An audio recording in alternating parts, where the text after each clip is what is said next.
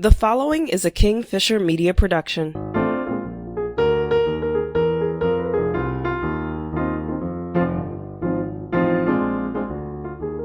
How much do we really know about strangers?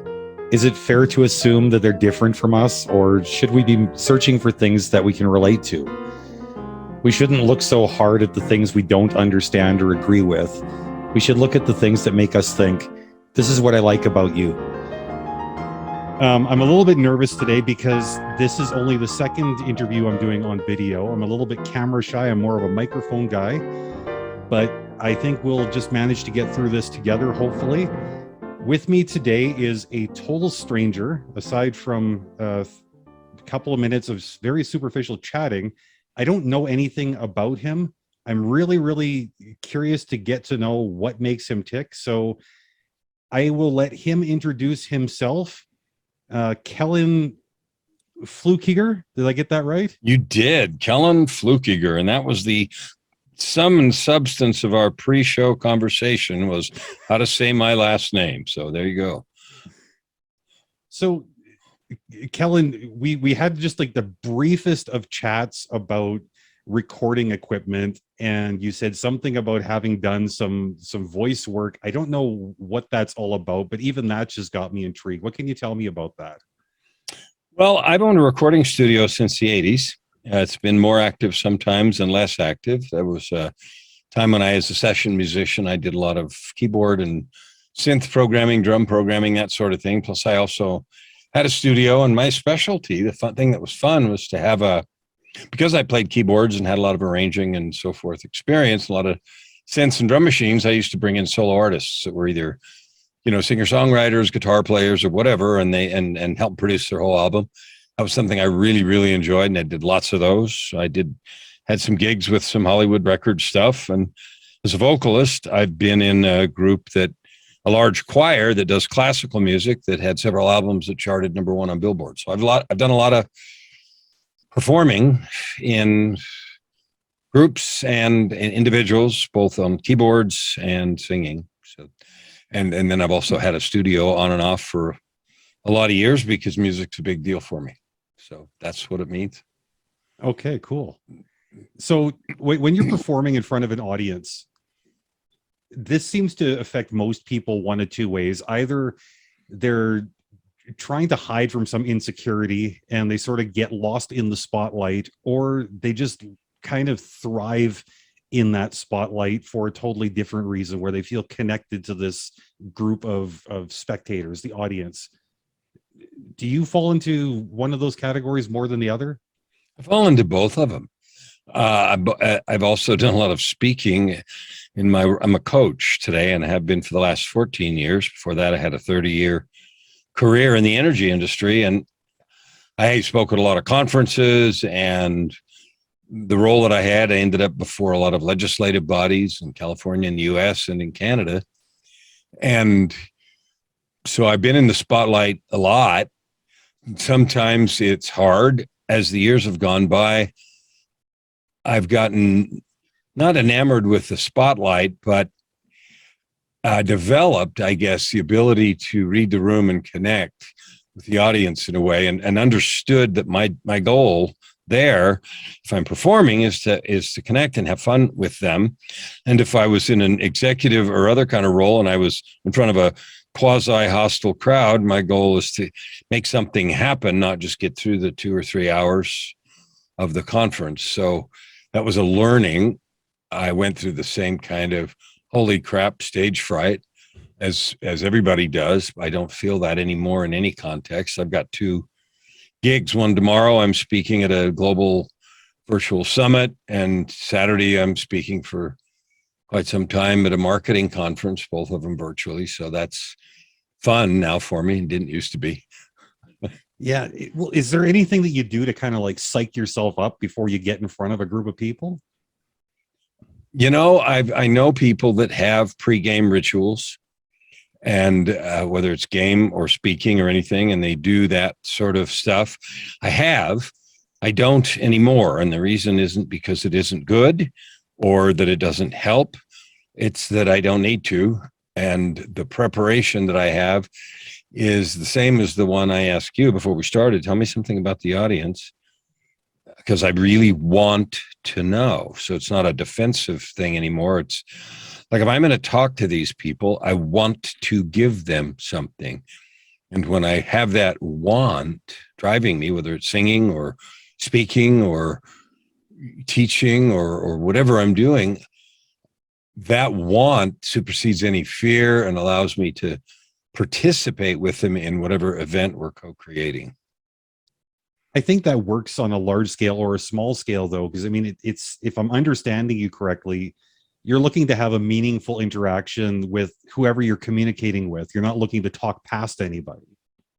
Last of all, talk past anybody. That's a waste of time. So even if I'm selling from stage, my only interest is, am I providing something that some group, small or large group in the audience, actually needs? I'm not trying to hype anybody into anything, and I try intentionally to be present and be truthful, fun, persuasive, all the rest, but in a very authentic and connected way, so that it's like people get down and it's like, yeah, that was cool. So it's an experience no matter what the outcome is. I feel like I know this isn't the sales pitch you're giving me, but when you're describing your overall approach to cultivating or presenting a stage presence, there's an authenticity that comes through that just makes me want to relax. And I hate to say buy whatever you're selling, but I feel like you're putting me in a position where I'm just naturally receptive to kind of hear what you're saying. So I don't know how much feedback you get from your audience, but from this audience or one so far, like, you're scoring top points with me. And I thank you. Thank you for that acknowledgement. Thank you for that, being willing to even say such a thing. That is a skill. It is a skill that is something you can develop. And I know I have a coaching client who runs a very large sales organization, training. He's a sales trainer and he's one of the best in the world.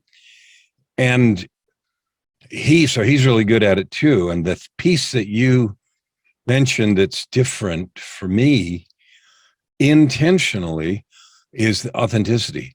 Like, at the end of the day, I don't care. I don't have a personal stake in whether any individual buys my stuff, whether it's actual purchase or concepts or ideas or whatever. I'm not trying to talk anybody into anything. And the way that is developed, there is a secret to that. And the secret to that is I actually care. So when people come to business coaching or sales coaching or even stage speaking or anything, the first thing I say is you have to actually exercise your give a crap muscle. You have to learn to care about the audience. And that's why I want to know who they are and what they need and all the rest. I actually want to know so that I can see if I have something for them. I have no interest in trying to get somebody to do something they don't want to do, they'll regret later. So that's what you're experiencing, and it's on purpose. And it's true. I actually care that you and your audience enjoy our interaction. I love everything about that. Is this the sort of, I don't want to say strategy, but is this the kind of approach that you would encourage your coaching clients to adopt? 100%. Here's the interesting thing about coaching. You hear lots of coaches who train coaches or coaching schools. They'll say, oh, you got to niche down. You got to be a this coach or a that coach or a gardening coach or a dating coach or a, plucked eyebrow coach or any weird thing. And the answer is, I don't do any of that. What I do is I go get to know people because I love people. And I find out if they want something and I believe that I can help them with that thing. And that involves a lot of listening and a lot of questions. And by the time I ever get around to a conversation about whether or not it makes sense to work with them, I already know everything I need to know. Like I would say, from a sales point of view, I'm armed and dangerous because I know what you need. I know what you want. I know what you've tried before. I know all that. And then I actually know, can I help you? This doesn't sound like a cold sales approach where you're addressing need, greed, and fear of loss. You know, all those things play. All those things play, but they play from a different place. I don't try to invent need, greed, or fear of loss. Not interested in that. And I understand there's people that do and that teach it and that sell a lot of stuff and they have whatever reputation and reaction they do. And I don't really care. What I discover in coaching, no matter if it's a pharmacy owner, and these are all real clients, pharmacy owner comes, wants to double his income, marketing agency owner lives in Chicago who, wants to grow his business, or the sales guy that owns a sales organization, sales training organization. They come for whatever reason they come in their mind. At the end of the day, the most important thing we're working on is how are you showing up in the world as a person?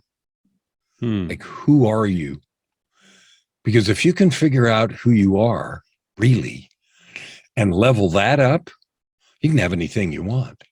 Like, you just have to figure out how to become the person that has that thing. How do I become the pharmacy owner whose pharmacy does twice as much revenue?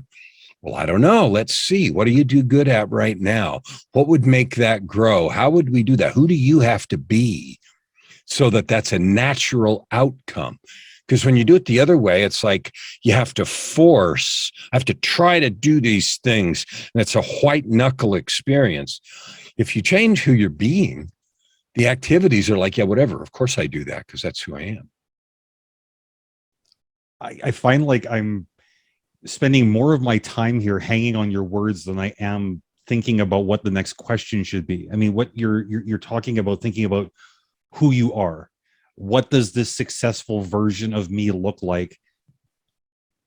I find like this brings up a lot of personal stuff for me because there's no shame in what I'm about to say. I've been seeing a therapist for quite some time now. And one of the earlier exercises that she had me do was to write a letter to my past self. Mm-hmm. And while that was a meaningful exercise, it wasn't a terribly difficult thing for me. When she flipped the script and said, okay, now I want you to write a letter to your future self, I started to get actually pretty angry because I was imagining who I want my future self to be. And I realized I spend a lot of time working for future self's benefit. But whereas present me was able to counsel and aid past me, future me is annoyingly silent. And I found there's a lot of anger and hatred towards this future version of self that was coming up.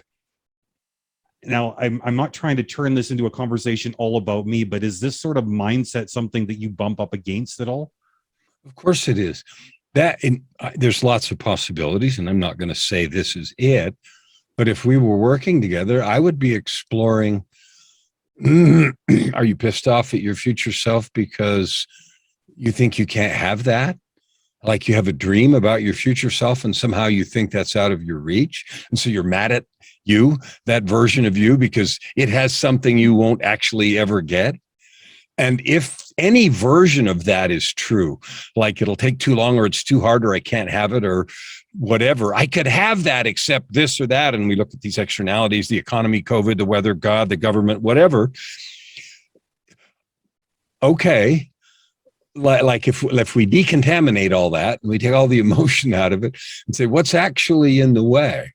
Like, what would the behaviors of that future person be that allows them to have what you have said they have? So you decided what they have, how they live, what they enjoy. Cool. What are they doing that allows them to have that? And what are you doing today on your way there that allows not that? Right? And what can we change so that you become the one that allows that? You are listening to What I Like About You. Please remember to like, follow, and share.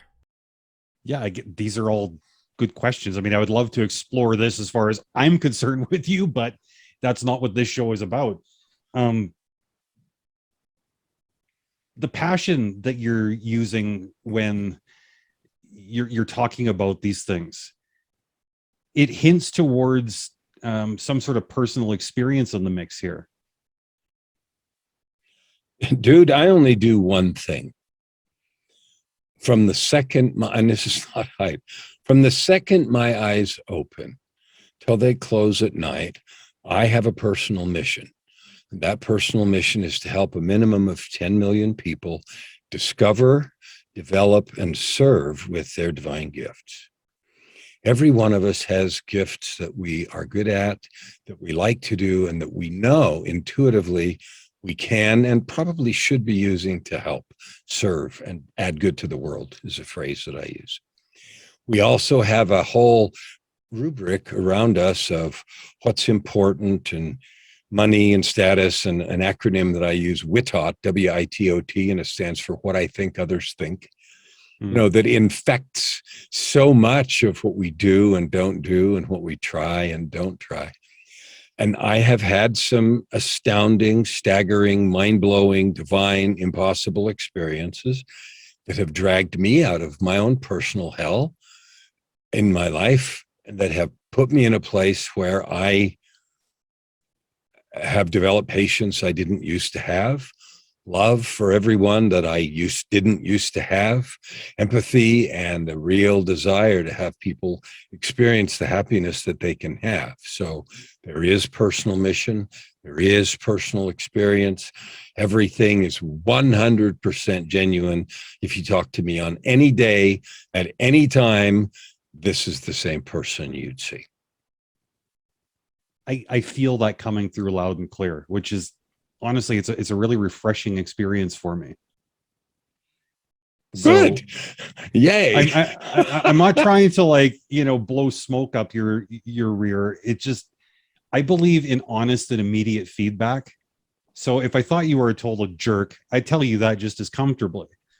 But it just, I'm really, really enjoying this time so far together.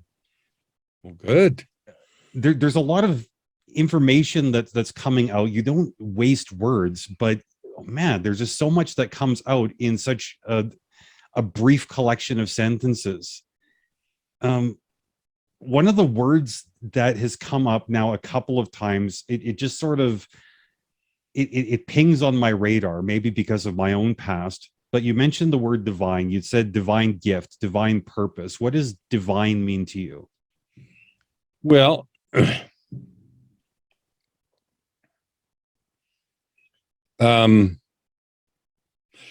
I've had unexpectedly, I had an experience 3 years ago that most people never have.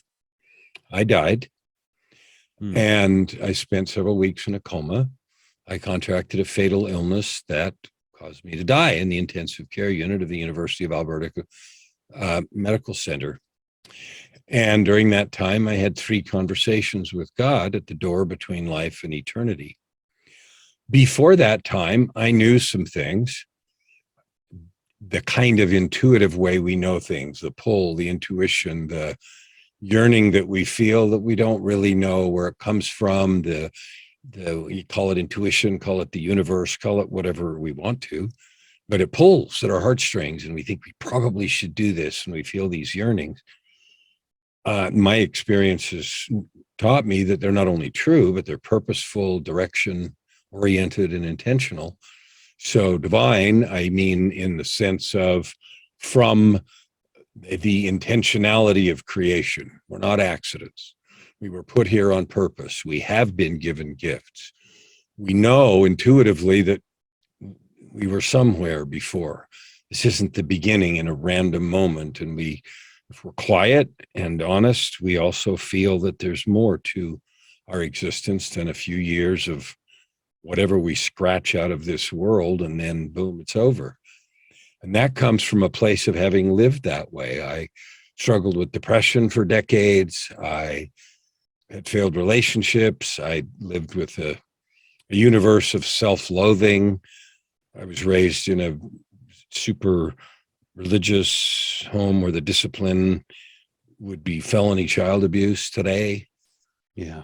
And all that kind of thing left me, for decades trying to prove that I was somebody, and that led in and out of relationships. I was married, divorced 3 times. I was in and out of rehab.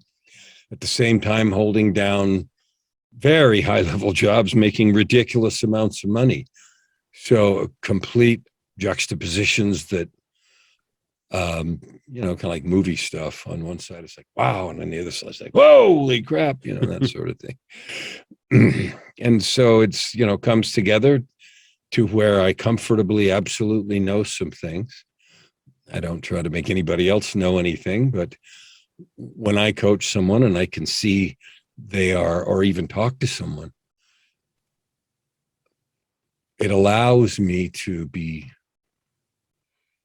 compassionate and patient and encouraging in a way that if I hadn't had those experiences, I wouldn't be able to do. Who coaches you? I have had several coaches. So it depends on what I'm doing. I have a guy that I use for stage work. I have a guy that I use for vocal work, singing. And I also have someone that I look at for this internal work. So I use different people. Okay. Everybody, I'm not going to say everybody needs a coach. They certainly don't. Anyone who's trying to be, nobody goes to the Olympics without a coach. Nobody wins the world championship in any sport or on stage or anywhere without a coach. A coach is that person who is on your team, is willing and able to encourage you in a way that someone else couldn't. You can be truthful. It's an open, supportive place where you don't have to play with what I think others think, that sort of barrier. And so a coach that's really trying to get to the level of like serious work better be being coached, because otherwise they're not practicing their craft in the context of being coached. Do you feel, and I think I already know the answer to this, but do you ever feel like it's a struggle to practice what you preach? I used to. And it's just like, okay, I had for 20 years a Steinway 9-foot concert grand.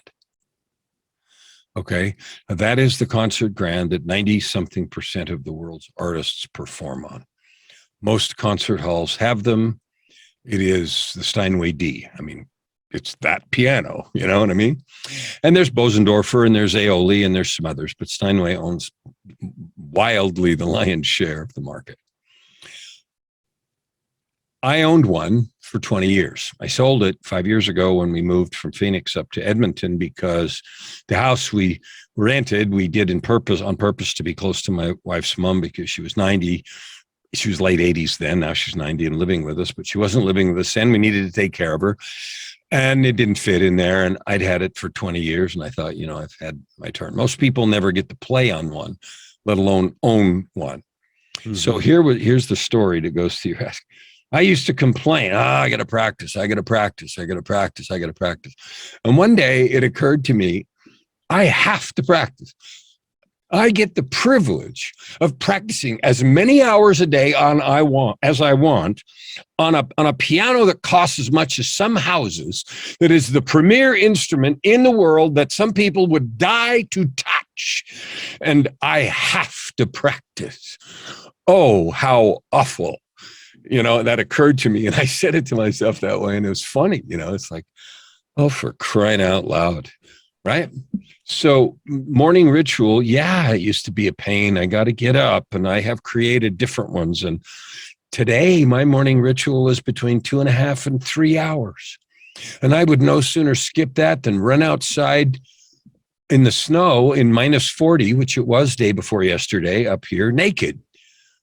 I just wouldn't skip that. No, it's not hard anymore, because it does something so good for me that I don't want to be without it.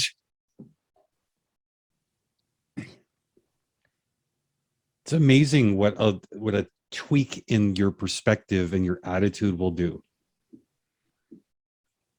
I used to, and when I didn't do it all, I was mad at myself. Oh, I'm behind. I didn't get up in time. Oh, shoot. My day's going to suck. I can't make up the time. Oh, and live with that behind. I called it the 8-ball feeling. Like it was behind the 8-ball. And I don't do that anymore. I live every day. Fun. It's joyful. I don't do anything I don't want to do. I get up and I do my morning ritual because I love it. Makes me feel like I am right now. It lets me be this guy all day, every day. Is there anything about this guy that people don't see that you wish that they would? I'm pretty much open that they don't see. If it is, I don't know what it is. I'm who I am everywhere I am, at church, in the community, walking down the street, in the grocery store, on podcasts, on my podcast, on my YouTube videos, everywhere. And it's really fun. When I lived that other kind of life, I remember saying to myself, I can be anyone you like a method actor who's playing a legend or an alias. I could do it and do really good. Put on the 3-piece Armani and go downtown and do the thing. I could do that. And then when the lights went out and I was by myself, I didn't know who I was. I mean, I did not know who I was. Who are you? I don't know. What do you feel? I don't feel anything. And so that was a real traumatic, painful, lost way to live. Today, I don't feel any of that ever on any day at any time. That's actually huge. You hear so much these days about people, they're on these journeys of self-discovery. It's a rare thing to hear somebody to say, you know what, I've discovered myself and I think he's great. I sometimes I say stuff like that and it sounds weird. The name of my podcast is called Your Ultimate Life. And I started it for a funny reason. At the beginning of the pandemic, March of 2020, when the cases in Italy were exploding and we all thought maybe for a minute we were going to die, right? And, everybody was locking this and that down. And I was like, holy crap, what's going on? The end of the world has come. And somebody called my wife, who is an angel, and asked, does Kellen have a podcast? Because he knew I did motivational speaking at conferences and this, and that, and the other. And I didn't, but she said, yes. And she came downstairs and said, we have a podcast. And so I thought, okay, if I'm going to do this, I'm going to do it. So I decided I was going to do a 15-minute daily podcast called Your Ultimate Life. And I define it in a particular way, a life of purpose, prosperity, and joy that you create by serving with your divine gifts. And I just recorded episode 587 the other day. Oh, wow. And so we missed a couple of days when we had to move, and Joy's mom moved in with us. We needed to change houses and stuff. So I missed a few days here and there, but pretty much every day for almost 2 years now. It'll be 2 years in April. That'd be 700 and something. I've done that, and I do it as a labor of love because I want to help people understand that they can live that ultimate life today. It isn't, I'll get it out there when. I can have that when I do this. It's the shift you talked about. It's a choice to have joy. It's a choice to be that way. And I don't have a monopoly on that. Thank you for listening to What I Like About You. Please remember to like, follow, and share. So much of your story, I mean, I feel like, and I know that life isn't all about keeping score, like how I'm doing compared to you. It's like how I'm doing compared to past me, I think is a better metric. But so much of what you're saying I can identify with, because I, in my own ways, have had to overcome different things. I think some of the things that you and I have overcome are the same things. I also grew up in a very, very religious household where, like you said, the abuse, it was extreme at times. Mm-hmm. But I managed to get to the point where, as an adult, I managed to finally make peace with my father. I mean, he died 19 years ago now. I was still a fairly young man, but I managed to make peace with him and not just, bury the hatchet, but he ended up being my best friend. And I can look at him now with fondness. It's not like I've forgotten or buried the trauma of the abuse, but in a way I'm almost grateful to the experience because I've learned to like who I am right now today. And this guy doesn't exist without that experience. And that was kind of a hard thing to muscle through. But I mean, I think you've been encouraging the audience so effectively so far to embrace what's possible. I mean, I want to piggyback on that a little bit in this moment if I can, because like it's so easy in life to make excuses. Oh, but my hurt is so big. You couldn't understand what I've been through. Yeah, but there's no yeah buts in life, are there? It's funny. I use that yabbit, and I spell it Y-A-B-U-T, yabbit, kind of like wabbit, yabbit. You know what I think? I've written 15 books since I started my journey in 2007 and walked away from all that other stuff. And I have 7 more underway. And one I just finished editing, and it's at the publishers now. And the name of it is Forgiveness, a journey of courage to a place of freedom and power. And it addresses very specifically what you've just identified. And here's the thing. It may be true that you, me, any individual, you've had the worst experience. No one could possibly understand the ultimate, absolute, insane cruelty. Blah, blah, blah, blah. Okay. I'm not even going to argue with you. Okay. But here's the truth. The truth is you still have a choice. The choice is you continue to allow that monstrous insanity to control and manipulate and limit your life, or you don't.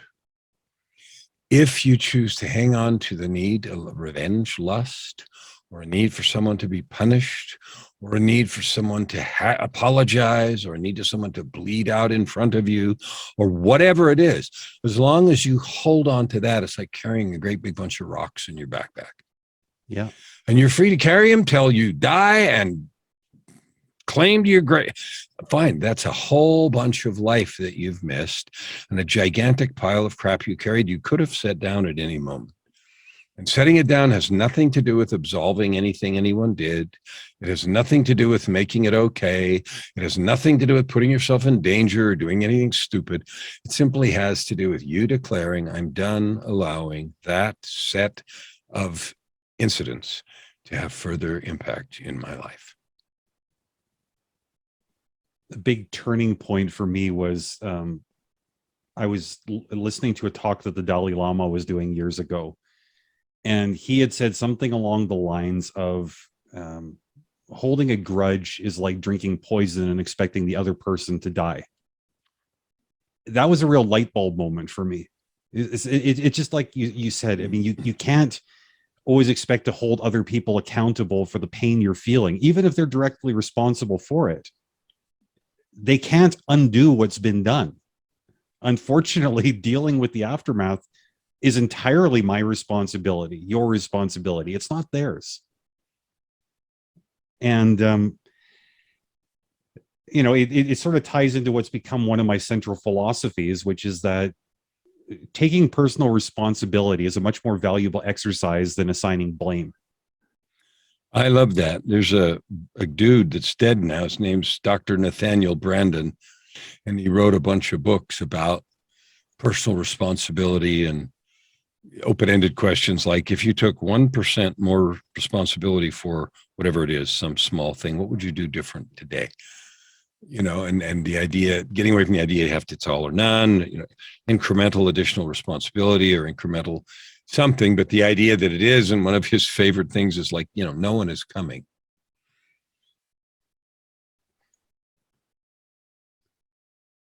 Yeah. Right. The other half of that forgiveness thing is something that was very active in my life. And that was, we talked about bitterness, anger, and need for justice and everything else against someone else. A huge one for me has been the self-loathing, self-recrimination, can't forgive yourself sort of mantra because of all the stuff that happened. I mean, I did get married and divorced 3 times. I'm sure I was a disaster, not knowing how to be a partner and attracting, I was broken, but two of the women I married, one of them was raised by an alcoholic stepdad, and one was, her mom committed suicide when she was 9 or 12, sorry, and she was lied about it for 9 years till she was 21. And I didn't have any idea what that sort of stuff did to someone. Because I didn't know anything about anything. So I'm sure I offered no support, no help, no this, that, and the other. And then, so I've carried this enormous, self. If I'd only this, if I'd only that, I hate myself for this, that, and the other. And the same logic applies. So whether you're talking about forgiving someone else because they did this to you, or forgiving yourself because you did something to them, it's like in any 12-step program, if you're overcoming some kind of addiction or compulsive behavior, they talk about making amends. Well, there is a place for that. You do what you can to fix what you broke. Okay. But with most things, especially when it involves trust and feelings and pain and all the rest, you can't fix it. And you never will be able to unsay, undo, unlie, uncheat, whatever it is you did. So again, you have the choice. I can grovel and beat myself up forever about that thing, which simply limits any further future good that I can do, or I can do the best that I can to fix it, forgive myself and move forward without any worry about whether or not somebody accepts your apology, whether or not they think you're okay now. That's their journey on the other side of the coin, and you cannot fix it, no matter what you do. And that's some really, really profound stuff. And I hate to be in a position to have to say this, but we're sort of coming towards the tail end of our time here together. Okay. What is coming through loud and clear, which I do want to like heavily emphasize, just so that you know that I see this. I think anybody could benefit very, very much from what you bring to the table. If somebody wants to come and find your services, get in touch with you, learn more about you, what are the best ways to do that? Well, one of the fun things about having a really weird name, Kellan Fluckiger, is I'm really easy to find. So if you Google me, there are thousands of hits, and they're from my executive career and my testimony before Congress, and then also my current stuff, my website, my LinkedIn profile, my books on Amazon, all that stuff.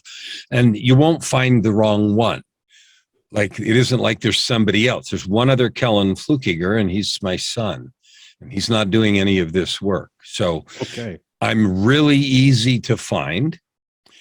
If you Google me, if you Amazon me, the only requirement is you do have to spell my name right. So other than that, you can find me on social media, on LinkedIn, on Facebook. If somebody wants to chat, I'd love to do that. And if somebody's interested in services, the answer is I don't know. Let's talk and see if it makes sense. Let's chat and get to know, like we talked in the beginning. I don't know.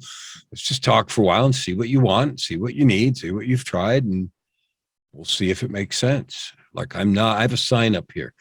Runs my business. I never look for clients. I look for people to love, opportunities to serve, and problems to solve. And I live by that, and I mean it, and I never worry about it. And everything takes care of itself, and it really does. Well, Kellan Fluckiger, has been an absolute delight chatting with you today.